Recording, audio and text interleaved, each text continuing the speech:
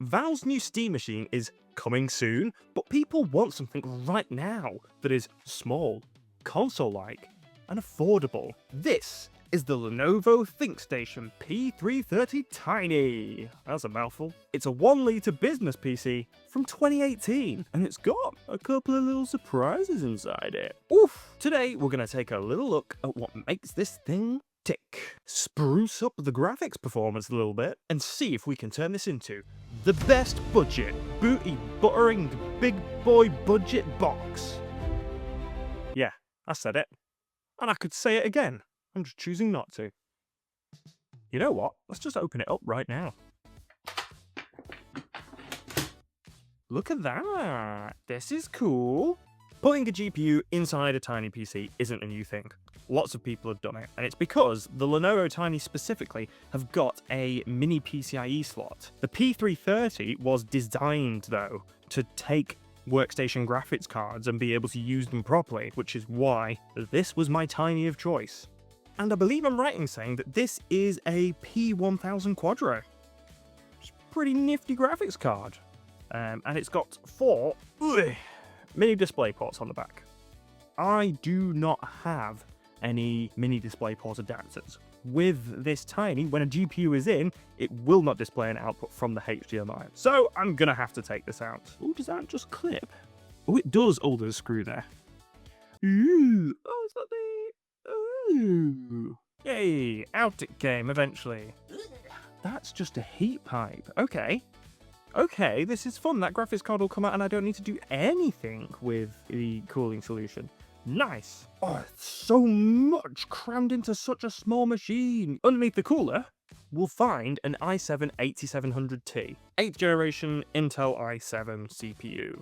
Pretty cool. No, genuinely, it is pretty cool. 6 cores, 12 threads. 2.4 GHz base clock speeds, but can be boosted up to 4 GHz, with a TDP of 35 watts. That is nothing. And that gives us lots of headroom for the GPU.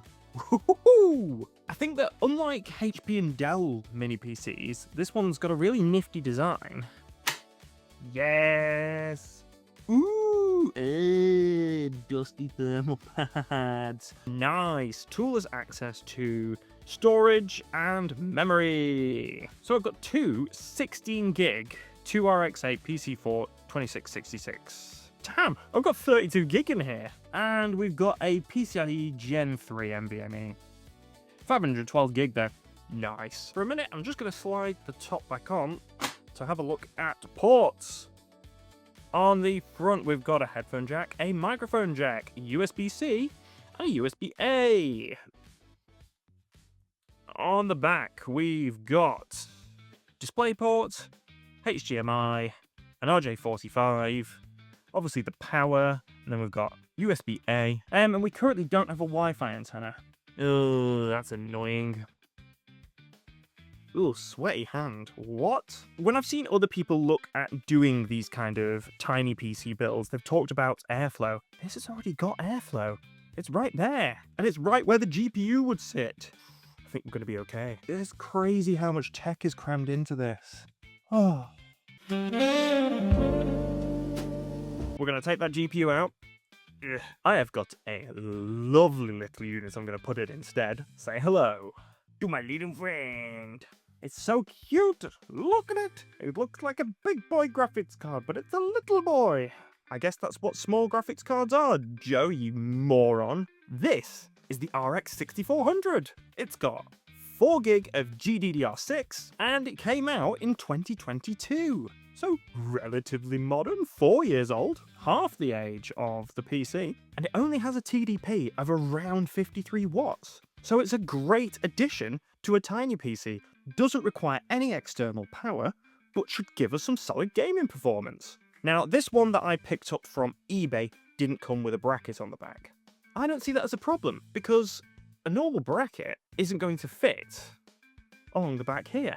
So what I did instead is I 3D printed my own. I set up my 3D printer for the first time about a day ago, and this is stupidly exciting for me. So cool that you can just print your own brackets. Now, this particular version of the bracket, I just got off MakerWorld because I've got a Bamboo Labs 3D printer, but there's a number of websites that have brackets like this available. And originally, I was looking at one on printables because ITG Gear had made a bracket like this. And if you've not heard of ITG Gear, they're an awesome YouTuber who has done loads of videos about tiny PCs, other mini PCs, putting graphics cards of various sizes in them. If you want to know anything about doing this, they are the one to go and watch. They're amazing. The thing is, I've only just got my 3D printer, and when I needed parts in the past, I wasn't originally sure how I could get something like this.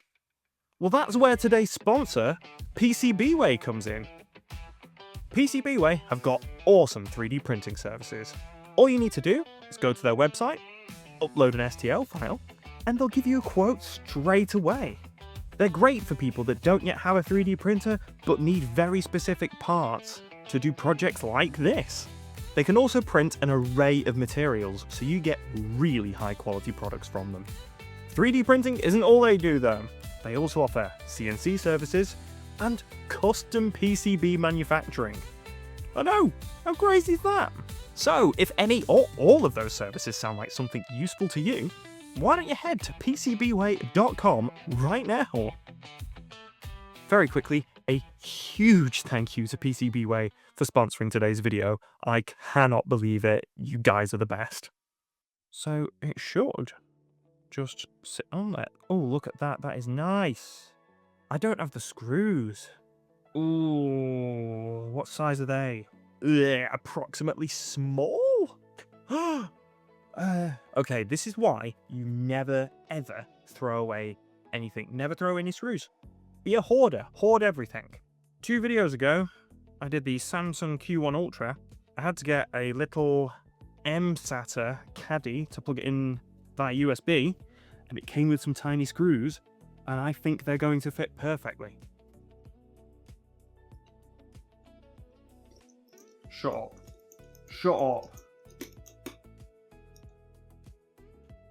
It fits.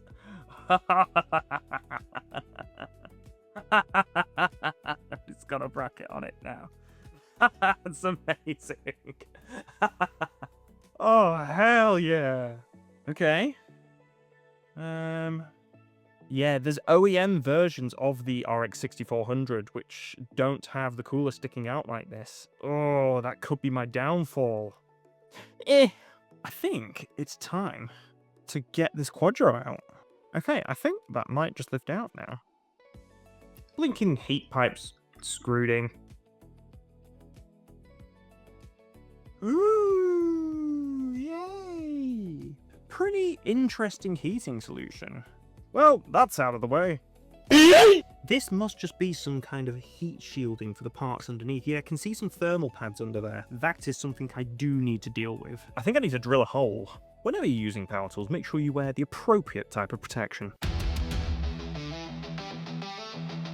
Okay.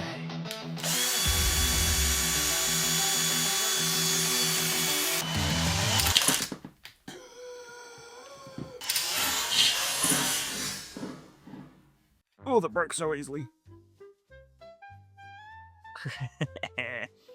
Yeah, always be really careful when using power tools so that you don't bend any pins. Well, it worked. Fortunately, it seems to be okay. Realistically, this front piece is going to have to come off. Okay, so this just comes out the way. That should just lift out, and we're clear. Ooh, that'll fit in there nicely. That's exciting. Let's do it. So I should probably put the Wi-Fi chip in, as I've now got the clearance and space to do that. Right. Nice. There. And we'll just clip nicely onto here. Okay. It's in the mini PCIe adapter. Hell yeah. Oh. Look at that. Beautiful.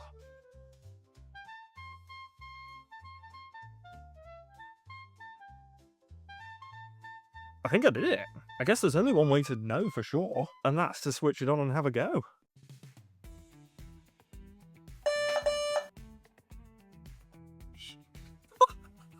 Holy! Error 0162, setup data integrity check failure. Okay, it turns out that that error is a Lenovo error potentially related to the CMOS, but definitely related to the date. HDMI is plugged into the graphics card, so that just means the graphics card is working. What I'm going to do now then is install BAZZITE on it, because I want this to be as close to a streamlined console experience as possible, but also be easy to set up, and BAZZITE ticks all of those boxes. Let's do it!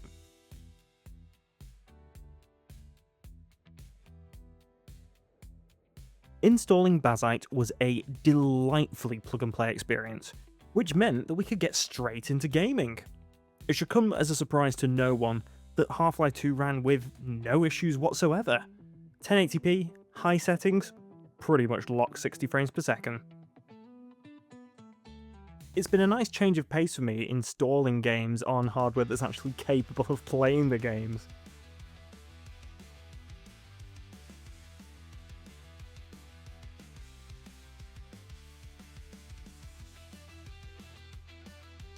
I moved on to Hollow Knight just to make sure that everything was working right, and yeah, same story, 60 frames per second, no issues.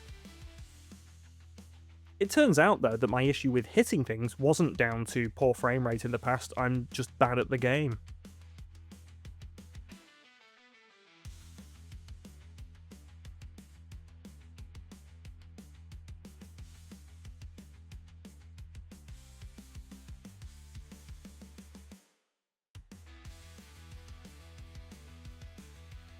The Witcher 3 really does hold up well, doesn't it? I mean, The Witcher 4 is going to look incredible, but god, this game is good. And it ran nicely here, anywhere between 30 and 40, even sometimes approaching 50 frames per second. I feel like a playthrough might be in my near future.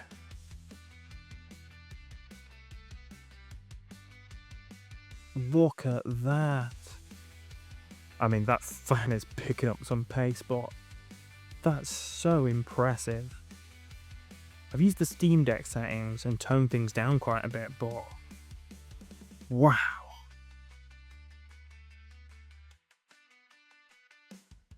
We've got a 1 litre PC from 2018 and a graphics card with 4 gig of VRAM, and it's running the Cyberpunk benchmark.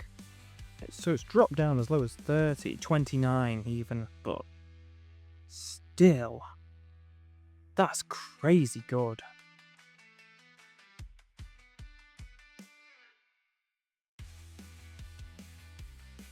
However impressive Cyberpunk 2077 might have been, Expedition 33 was another matter.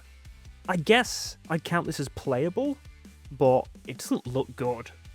In fact, it looks really rough.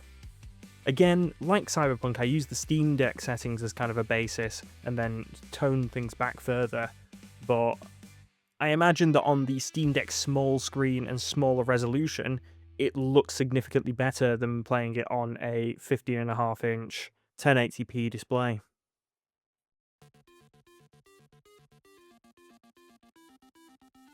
After playing some PC games, I thought that this should also be an absolute emulation beast. And thankfully, EmuDeck is really easy to set up on BAZZITE. Thanks to the Steam Deck, it's a really simple way to set up a lot of emulators all in one go. So here we are, Nintendo Switch emulation. And it's struggling at times, but it's worth remembering that not that long ago, Switch emulation wasn't possible at all, and now here we are, playing Breath of the Wild.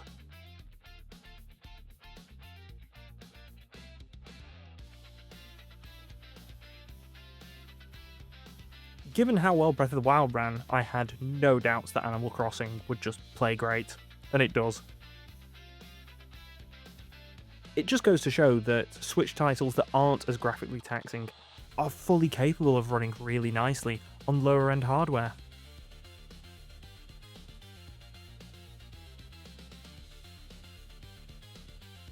Now, although I haven't showcased it here, I did have a go at doing some PS3 emulation just to really push the boundaries of what this was capable of.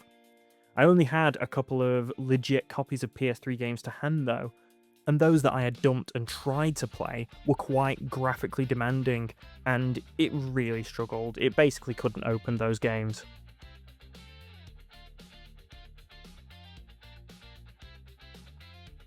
It absolutely tore up GameCube emulation though. I mean, look at this. No stuttering, just gameplay. Now, your mileage will vary. Some GameCube titles are especially hard to emulate, even on quite high-end systems. But on the whole, there is a large library of games that are going to look and perform like this.